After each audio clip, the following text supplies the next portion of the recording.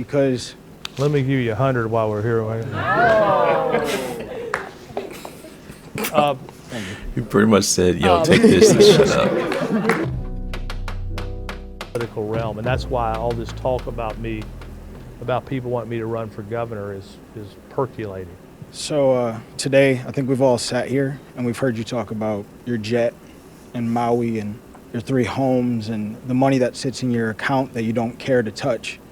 I think we all have experienced at some point in time that moment that you talked about as a kid, sitting there hoping and praying that somebody would help you. So I guess my question that you didn't really answer, you just told me how much you have. What stops you from helping every person in this room that's struggling right now, that can't pay a bill, had to miss out on work? How do you help them? What do you do? Because you got a private jet, but I had to take off from work today, and I'm struggling. I got bills, man. And I'm not begging for money, but I'm saying, what stops you from being able to go and help us and change our lives? Because Let me give you 100 while we're here. You pretty much said, yo, take this and shut up. Don't buy marijuana no, I don't smoke. at I the don't middle drink. school. No, man. Nothing stops me. Listen, here's how I look at it. I went to a religious retreat one time under duress. It was called a Crescio. And I thought it was going to be a bunch of bullshit, and it was basically a bunch of bullshit. But at the very end, it all came down to one thing that I took from that meeting. And here's what I took.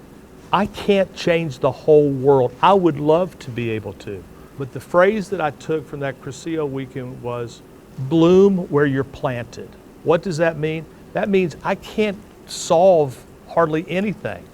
But every once in a while, I'll get a God whisper, somebody asking. Then I think back to that Crescio, and it's like, bloom where you're planted. And I feel like at this moment, that's what I'm being asked to do. And I can only do so much.